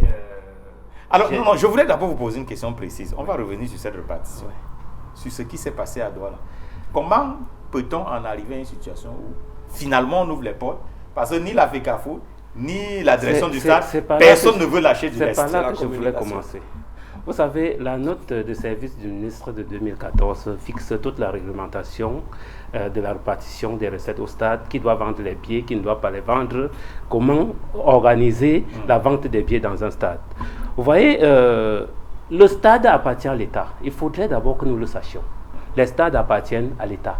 Donc un individu ne saurait fixer sa réglementation par rapport à la vente des billets. Ou une structure ne saurait... Le ministre est dans son rôle. Dans son rôle. Lorsqu'il... Oui, c'est le ministre qui attribue les stades à la note est signée du ministre. Non, vous doutez de cela? Je vais dire si le blocage du 5... Non, je ne parlais pas du blocage. Quand il est dans son rôle, je veux dire, le ministre est dans son rôle d'établir la grille de répartition. Non, je ne parlais pas du blocage. Du tout. Non, je parlais de la grille. Il est dans son rôle parce que les stades appartiennent à l'État. Aucun club au Cameroun n'a de stade. La FECAFOOT n'a pas ses stades à elle pour pouvoir organiser son championnat. La FECAFOOT a le centre technique à Oja. Oui, le centre technique à Oja. On peut bien jouer là-bas. Voilà. On peut jouer là-bas, non?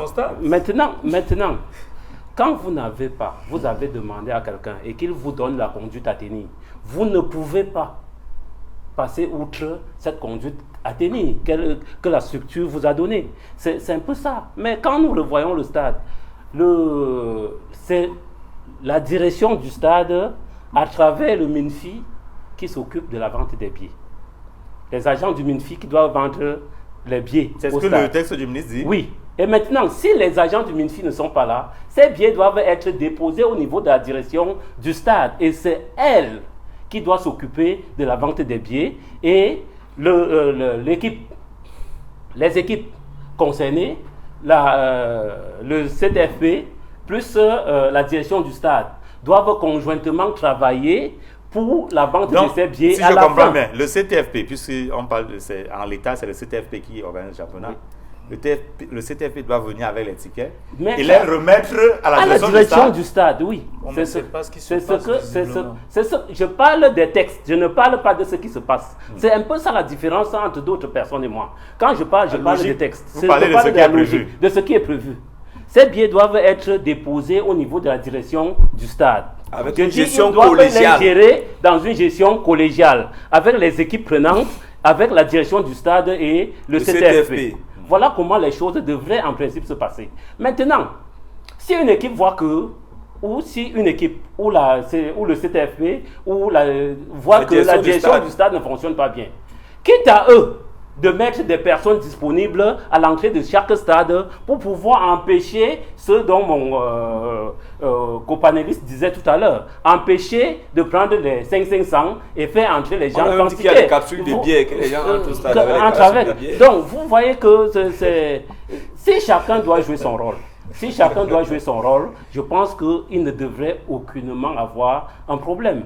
Et si on a mis des dispositifs sur pied qui ne vous plaisent pas, vous pouvez aller encore en négociation avec la personne pour pouvoir voir comment est-ce que... Mais à ce rythme-là, chaque fois que quelqu'un sera pas content, il va aller voir le ministre et les ministres seront toujours en train de refaire le texte. Mais il faut coordonner nos avec Cyril. Avant le début de saison, on sait qu'on joue dans 10 stades de la République et on coordonne avec les coordonnateurs, avec le DAS. Et dans la grille de répartition, il y a la quote-part du CTFP. Il y a la quote-part de la mairie. Il y a la quote-part de la mairie, il y a la quote-part du trésor public, il y a les équipes, l'équipe visiteuse comme l'équipe locale. Tout est mis là.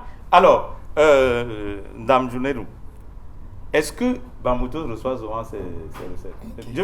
Fédéral, vous êtes... je ne sais pas si c'est prémonitoire. Peut-être parce que vous savez que Fédéral est plus populaire. Non, ne me prêtez pas. Prêtez-moi autre chose, pas les intentions. Est-ce que Fédéral a souvent reçu ces recettes? Et ce qu'elle reçoit, elle pense que ça correspond à ce à quoi elle se serait attendue, l'équipe? Bon, en fait, il y a eu une très grande différence entre la ligue professionnelle et le football amateur, parce que au football amateur, les infrastructures sont gérées par l'État. Comme j'avais dit tantôt, la FECAFOOT n'a pas de stade. Et peut-être il n'y a que peut-être Crossport qui a son propre stade, peut-être certains comme l'Indico, mais qui ne sont pas encore classés. Au niveau du football amateur, vraiment tout est centralisé sur les équipes. Parce que c'est les équipes qui matérialisent le terrain, c'est eux qui s'occupent de tout et tout et tout. Mais même à ce niveau, M. Cyril, il y a toujours des problèmes. Parce que nous voyons par moi, je vous prends l'exemple pour le stade de football, que je maîtrise tant. Voilà un match qui se joue, le ministère ne prend pas part à la réunion et tout. Mais on les voit et ils s'amènent au moment où les équipes sont sur le terrain pour vendre les billets. Ou bien à moins 3 heures, ou bien à moins 2 heures du temps. Mais vous voulez qu'ils viennent faire quoi à la région? Non, attention. Par contre, ils ne suivent pas la réunion de Bafoussam. Par exemple, le cas de l'Ouest, où on nous dit, c'est vous qui matérialisez, c'est vous qui amenez vos billets, vous mettez ça en vente, après vous allez départager. Mais le ministère, eux, s'arrange à venir avec les billets. Est-ce que le système que vous décrivez là, ça rentre dans la note du ministre? Qu'une équipe doit venir non, j'ai dit, non, moi j'ai dit tantôt, il y a eu une grande différence. Monsieur Aïk, il y a eu une grande différence. C'est la structure qui organise le championnat, qui matérialise le stade. Voilà.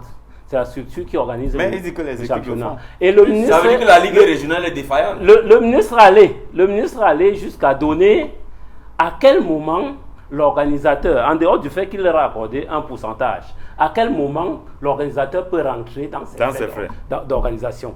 Et quand les recettes du stade ont atteint un certain montant. Il finit d'abord. Après, moi je dis qu'il y a des problèmes. Les billets sont mis par la fédération et ils partagent aux équipes quand il y a match. Apparemment, c'est le commissaire de match qui vient avec. Apparemment, c'est le responsable de l'équipe qui va récupérer les billets.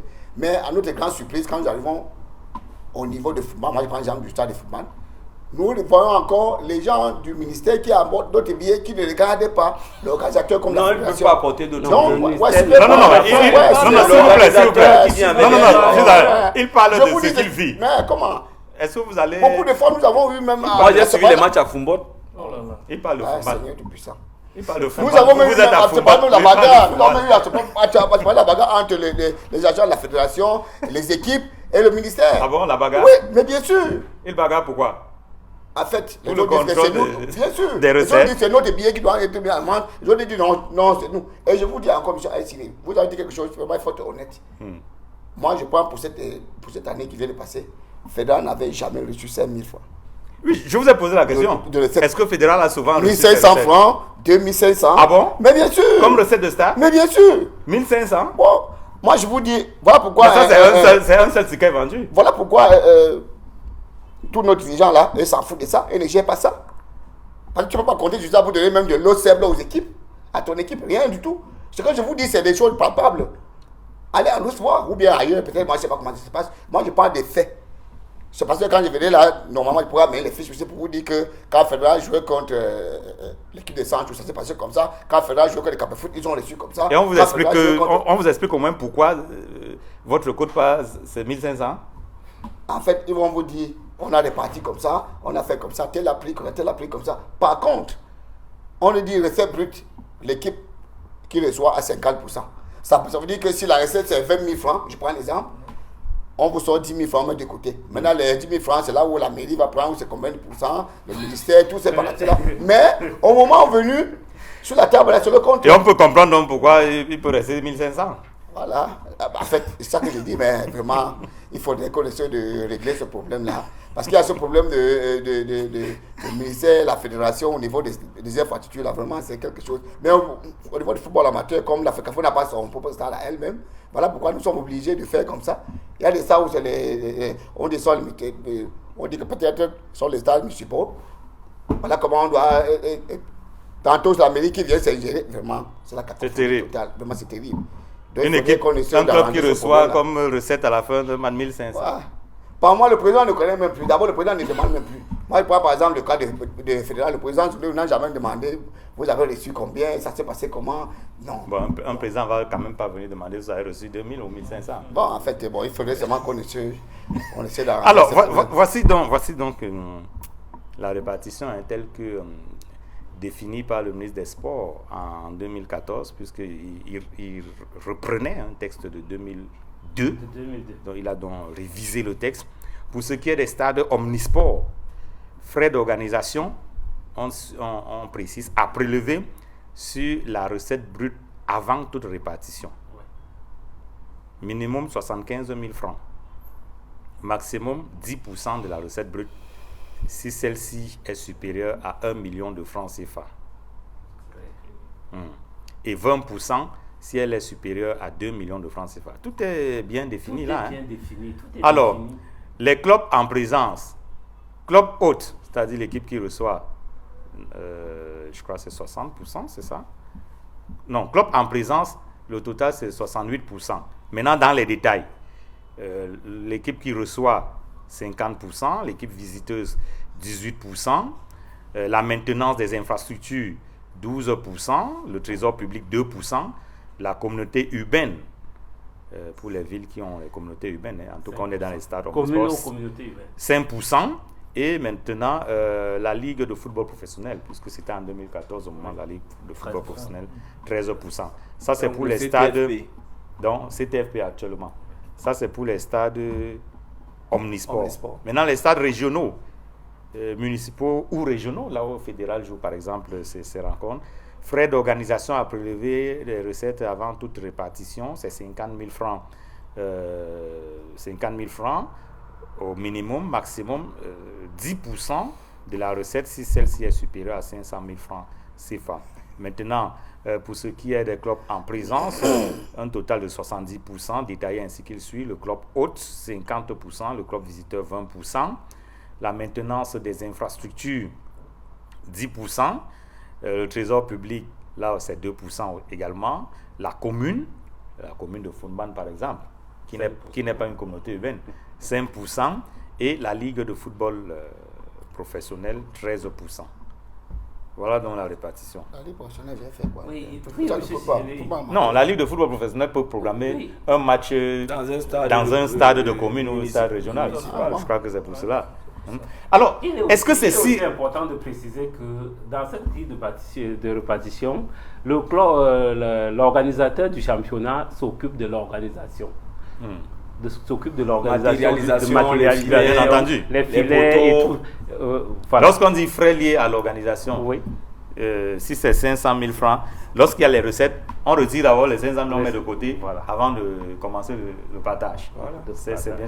Alors, est-ce que la situation qu'on a vécue, parce que notre prétexte c'est la situation de Douala, est-ce qu'il n'y a pas une suspicion? Est-ce que les acteurs ne se suspectent pas entre eux? Si la direction du stade dit qu'elle ne veut pas que la FECAFOOT vende les billets, c'est qu'elle soupçonne quelque chose. Si la FECAFOOT aussi ne veut pas que les billets soient de la direction des stades, c'est qu'elle soupçonne quelque chose. Non, si la FECAFOOT également ne veut pas que la direction des stades s'occupe de ça, c'est qu'elle-même soupçonne aussi des choses. Nous ne devions pas nous mettre à discuter quand il y a un texte que nous pouvons appliquer. C'est quand il n'y a pas de texte que nous pouvons nous mettre à discuter sur des choses qui a tort, qui a raison. Et du moment où un texte est prévu, chacun doit se conformer par rapport au texte. Mais le texte ne dit pas qui doit émettre les tickets. Ça dit, c'est l'organisateur qui émet les tickets à la direction du stade. Elle doit émettre et les déposer à la direction du stade. Oui. Mais le reporter dit que la FECAFOOT est venue avec les tickets qu'elle voulait mettre en vente, la direction du stade. Ça veut dire que c'est moi qui dois vendre. Et donc vous voulez vendre. Cyril, moi je pense qu'il y a un flou à ce niveau. Si moi j'aimais les tickets, je te remets, tu vas multiplier. Non, il y a un moment. Mais vous arrivez à 1h du matin, c'est à la réunion technique. Il y a un moment pour remettre. La réunion technique, c'est. C'est pourquoi j'ai dit. C'est la question que je posais. C'est la question que je posais. C'est-à-dire que les gens se suspectent. Revenons à l'inverse. Si vous fabriquez les tickets, vous fabriquez les tickets, quand vous vendez les 100 tickets, tickets, vous vendez 1000, vous dites que vous avez vendu 100. Comment est-ce que les gens vont savoir? Quand vous vendez en ligne, quand vous vendez en ligne, comment on peut contrôler que vous avez vendu 10 000 tickets en ligne? Personne ne fait plus confiance à personne. Donc il faudrait trouver un terrain d'entente pour éviter de tels... Oui, alors, je vous dis là où il y a l'antécédent. Ce texte s'applique au match du championnat camerounais comme aux matchs internationaux.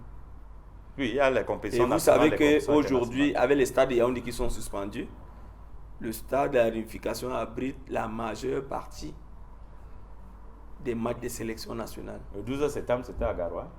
On était avec les Lions quelques jours avant. Quand on est arrivé au blocus dans le match où finalement les portes du stade ont été finalement ouvertes au public. Ça veut dire qu'il y a déjà un antécédent sur ce match international Cameroun-Kenya. Les billets ont été vendus en ligne par un des sponsors de la sélection nationale. Les billets ont été Cameroun n'innove pas en la matière. Les billets ont été vendus au stade. Non, on a innové à Garoua. Non, je veux dire que le Cameroun n'innove pas. Le Cameroun n'est pas le premier pays à organiser les ventes en ligne. À Garoua, on a innové. Au moins, on est allé sur ce sens et ça a été une réussite. Donc, aujourd'hui, la direction du stade se réclame. Parce que vous ne pouvez pas terminer avec un match international et on a des gens qui se sont époumonés, qui se sont égosiés. Au final, on attend la recette, on ne voit rien. Surtout qu'on connaît tous les montants qui sont là pour accéder au stade. L'argent va où? On ne sait pas. C'est pas moi. Mais il y avait des gens à la porte. C'est pas à moi que vous allez poser la question. Voilà, voilà ce qui nous conduit. Voilà ce qui nous conduit à ce niveau. Aïe Cyril, si on entre dans sa logique, le problème ne se pose plus, puisqu'entre-temps les matchs se sont joués. Avec si des on portes entre ouvertes. dans la logique, Avec des portes ouvertes. Si on entre dans la logique où avec des portes ouvertes, où on n'a plus payé de l'argent au CTF ou à la FECAFOOT, entre guillemets, le problème ne devrait plus se poser puisque les matchs se jouent. Les matchs se jouent et personne ne se plaint. Personne ne se plaint. Alors, il y a une situation. On parlait tout à l'heure du communiqué de Faux Vasu qui disait je ne vais pas dire qu'on nous accuse, en tout cas, on dit que on a mandaté personne. Nous avons pris tel montant, il n'en est pas question. Il y a quelques semaines, quelques mois, c'est Bamboutos de Bouddha qui avait fait toute une liste, on va dire quoi, de leurs créances. Et ils avaient, je ne sais pas c'était plus de combien de millions qu'ils réclamaient à la FECAFOOT en termes de recettes de stade, entre autres. C'est la FECAFOOT qui retient les recettes. Bon, en fait, qu'est-ce qu'on doit retenir? Ça doit se faire là. Ils ont raison d'accueillir la FECAFOOT puisque c'est la FECAFOOT qui est la maison mère. Et les deux, quand on parle des consorts, tous ces paladins-là, c'est tout la FECAFOOT qui est derrière tout ça. Donc ça veut dire qu'eux vont se référer toujours par la FECAFOOT. Et quand ils réclament par la fédération, ils savent quelque part que la fédération a un pied là-dedans. Ils ne peuvent pas réclamer pour rien. Donc ça veut dire quelque part, il faudrait que la FECAFOOT essaie de revoir à ce niveau qu'est-ce qui ne va pas au niveau de ces équipes qui réclament ces recettes, qui ne parviennent pas à recevoir. Donc quelque part, il y a un problème. Depuis longtemps, parce que ce n'est pas seulement aujourd'hui. S'il faut l'a fait aujourd'hui, Bantos, plus tard, l'a aussi fait. Donc, il faudra maintenant que la fédération essaie de remédier à cette situation. C'est tout. Donc, il y a donc des antécédents. Ces deux partenaires, deux acteurs qui se connaissent, qui s'épient à la limite. Antécédents, vous savez, M. Cyril, M. Cyril, quand on dit antécédents, bon, vous pouvez franchement avoir des antécédents. Mais l'antécédent ne devrait pas venir entacher une rencontre de football, le spectacle. Vos antécédents restent antécédents et le spectacle reste spectacle. C'est deux choses qui ne doivent être mélangées. C'est deux choses distinctes. Si j'ai des problèmes avec vos quartiers que nous retrouvons sur le plateau, est-ce que nous devions nous mettre à discuter de nos problèmes sur le plateau parce que nous avons eu des problèmes au quartier? Non. Autre chose, mais sauf que vous avez un joueur, il refuse d'aller à l'entraînement quand on lui doit de l'argent. Et l'équipe elle est battue forfait. Quand on va lui donner l'argent, est-ce qu'il va remettre les 3 points que l'équipe a perdu? Donc on doit tout faire pour préserver l'équité, le jeu. Quel qu'en soit, si vous réclamez à la fédération CTFP, vous devez d'abord savoir que il y a le monde entier qui nous regarde. Le bon sens le monde entier nous regarde. Et comment réclamer alors sans faire du bruit? Puisqu'on est sous le regard du monde entier, comment on réclame donc sans faire du bruit? Vous pouvez serrer et après lâcher, pour que ça n'entache pas la compétition. Mais qu'est-ce qui vous dit qu'ils n'ont pas? Non, Bamboutos. Non, par exemple, je vous prends le cas de Bamboutos. Non, laissons Bamboutos. Et allons sur le cas de Douala. Sur le cas de Douala, vous avez vu qu'au final... Bamboutos a forcément raison. Parce que non, il n'est pas question d'avoir raison. Nous qui suivons la scène aussi depuis Bamboutos... Non, personne n'a parlé de raison. Sur le cas de Douala, c'était pas ça la question. Vous avez vu que finalement, la direction du stade a lâché ne veulent pas s'arrimer au professionnalisme. Non, la direction a dit... Au lieu de jouer avec vos tickets, il vaut mieux ouvrir les portes. Ça veut dire que vous pensez que c'est une bonne solution, ça? La direction du stade n'a pas lâché prise. Lâcher prise, ça veut dire que nous fermons les portes et nous vous autorisons de vendre les tickets que vous êtes venus. Du moment où vous ouvrez les portes, toutes les portes grandement. Donc ça veut dire au lieu de jouer avec vos tickets, il vaut mieux ouvrir à la fédération. Mais derrière ça, je crois qu'ils ont trouvé les solutions, non? Parce qu'on n'en parle plus. C'est ce que j'ai dit. Il faut faire, comment je vais dire, il faut préserver le dialogue. Il faut préserver le dialogue parce que À chaque fois, ce sont ces gens qui gèrent ces institutions qui sont toujours poussés. Vous avez vu avec Cyril tout à l'heure, Samuel Eto'o n'a rien à voir dans ces débats. Non, c'est pas moi qui parle. Non, je suis en train Samuel Eto'o n'a rien à voir dans ces débats. Il s'agit d'un organe bien connu par vous et nous, qui est en charge d'organisation. S'il y a une faille, il faille que le secrétaire général vient de laisser le secrétaire général Ngouaïkela avant d'entrer dans vos studios. Mais le secrétaire général du CTFP doit pouvoir suivre, doit pouvoir décider d'être à Douala ce week-end, à Garoua tel autre week-end, à Yaoundé, pour essayer de discuter, pour essayer de toucher les réalités du doigt. S'il reste à Yaoundé, s'il reste à Yaoundé, il a des relais, non? S'il reste à Nouvelle-Bastos, à un moment on a besoin d'une présence. S'il reste à Nouvelle-Bastos, il aura peut-être les rapports de ses. Il aura peut-être les rapports de ses. S'il reste à Nouvelle-Bastos, il aura peut-être les rapports de ses collaborateurs, mais parfois. Vous avez dit que. Moi j'ai été formé en banque financière. Si vous me permettez de chuter. Permettez-moi de chuter. Peut-être vous me rappelez la parole. Moi j'ai été formé en banque et finance. Il y a ce qu'on appelle le contrôle sur pièce et le contrôle sur pied. Ça veut dire à la COBAC, vous envoyez les documents. On évalue, mais à un moment, la COBAC fait les descentes sur le terrain. Les descentes sur le terrain pour toucher la réalité. C'est entendu. En attendant que tous ces contrôles soient faits et que tout revienne dans l'ordre, dans la répartition des recettes de stade, on va préciser que l'Académie nationale de football, l'ANAFOOT, est en pleine rentrée. L'ANAFOOT qui a lancé sa saison à Bafoussam, c'était il y a quelques semaines. L'ANAFOOT qui est allé donc du côté de la région de l'Est. On peut voir, ils sont nombreux,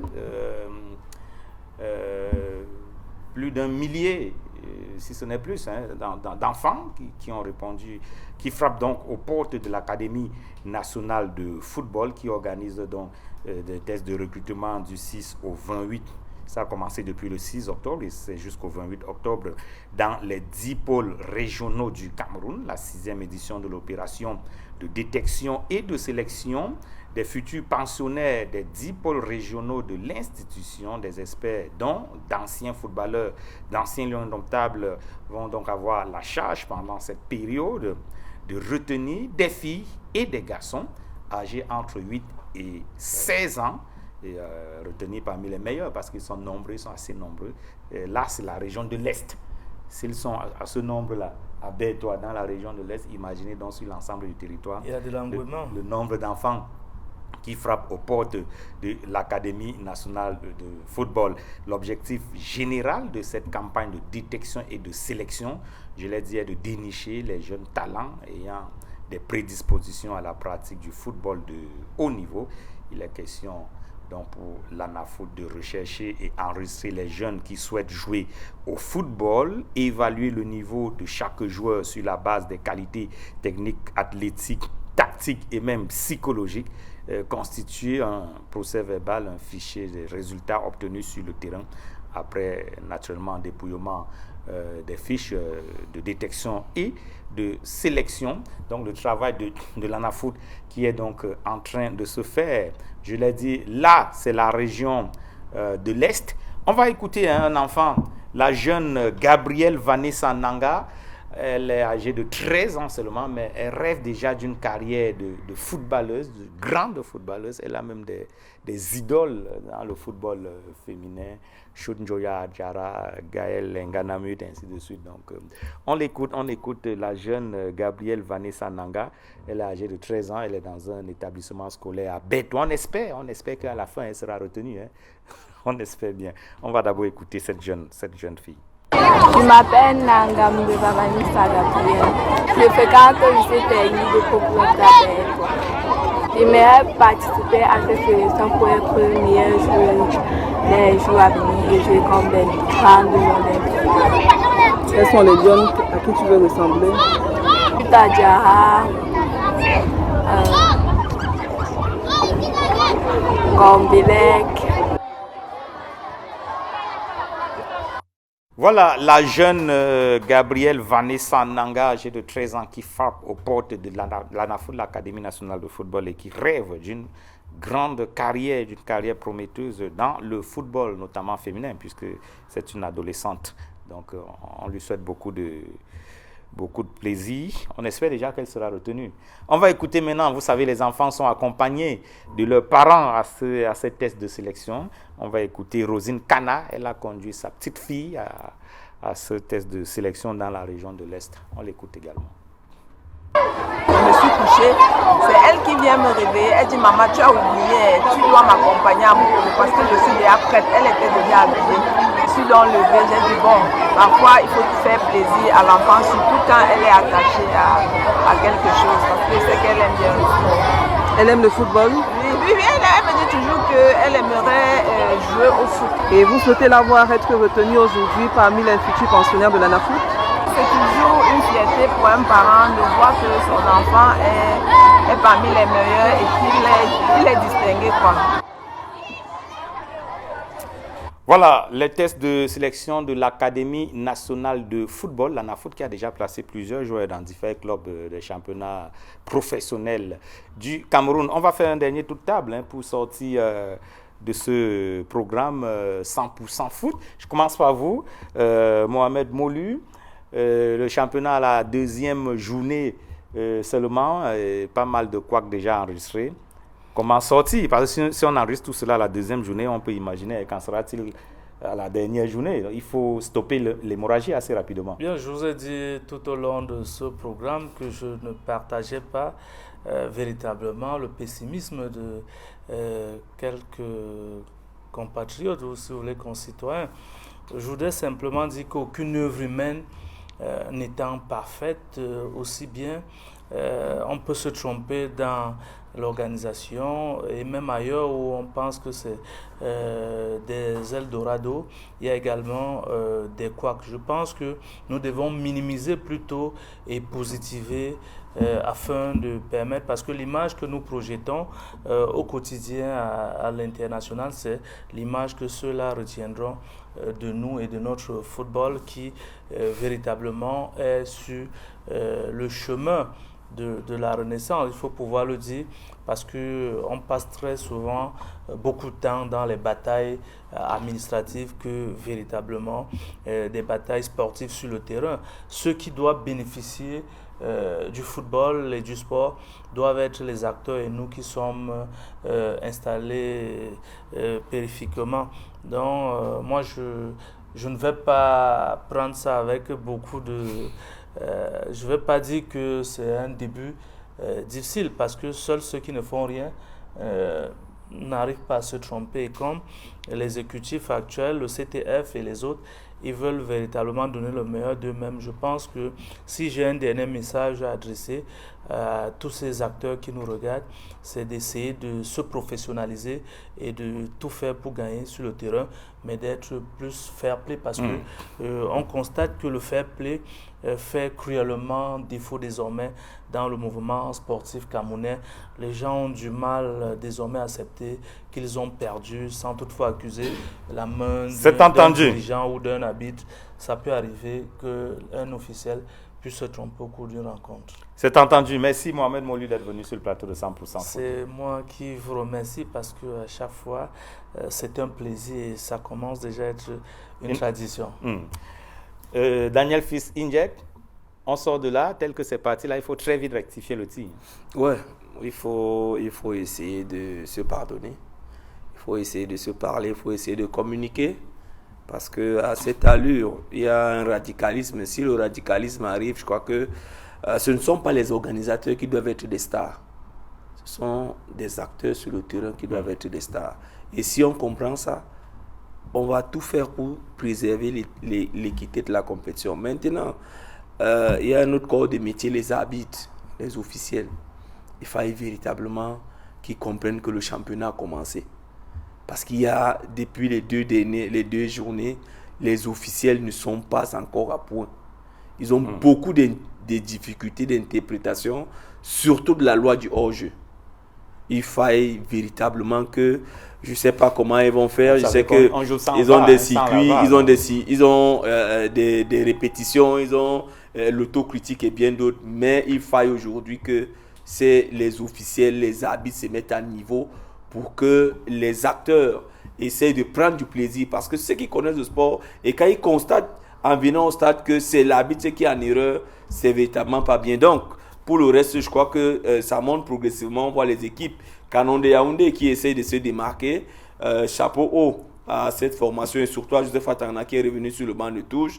Mon équipe de cœur, la Dynamo de Douala, qui a commencé à gagner en espérant que le faux follet Ateba va à chaque fois retrouver le chemin des buts pour permettre au Banga Bonba Diop d'être peut-être champion du Cameroun. Mais on sent qu'il y a des choses qui se font sur le terrain. Il y a des équipes qui se distinguent, que ceux qui traînent la patte essaient de se mettre au niveau pour qu'on ait un championnat véritablement de référence. On l'espère bien.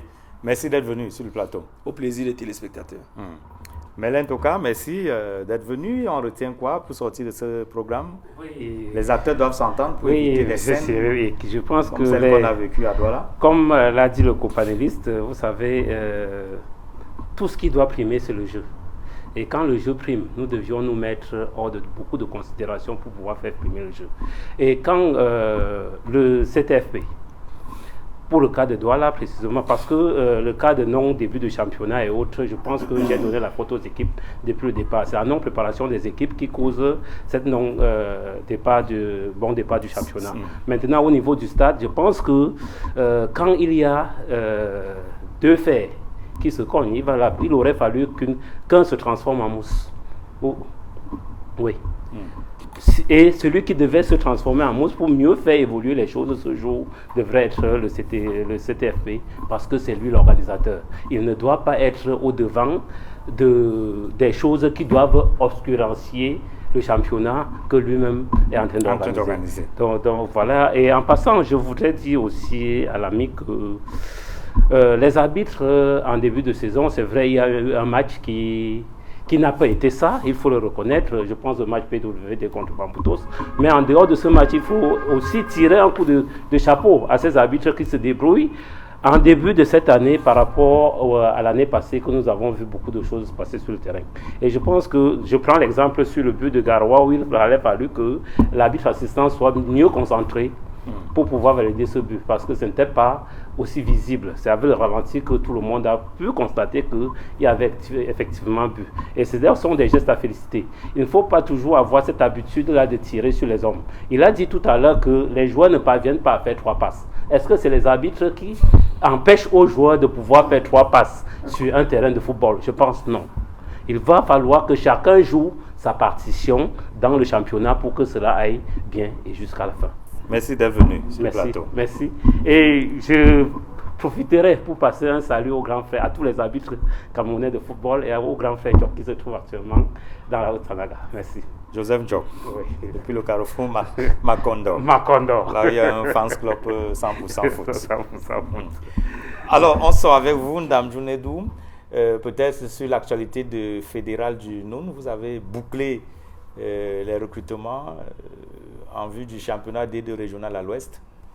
Bon, en fait, nous avons fait notre premier casting. C'était un regroupement de joueurs ciblés. C'était même ici à Yaoundé en Côte d'Ivoire. Nous avons fait quelques jours avec des joueurs que nous avons ciblés aux interpros dans certains clubs.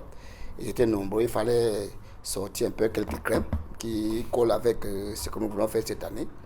Et nous l'avons terminé. Nous allons maintenant mettre notre cap sur Douala parce que le lancement de cette année, c'est du côté de Douala, parce que nous avons eu nos frères qui sont des hommes d'affaires. Ils ont préféré que toute la commençant par la tête de cette équipe qui est notre grand frère, notre patriarche, que je nomme ici, le patriarche, M. Jia Abdou, vraiment titan en forme, qui fait beaucoup pour cette équipe. Nous lui disons carrément merci.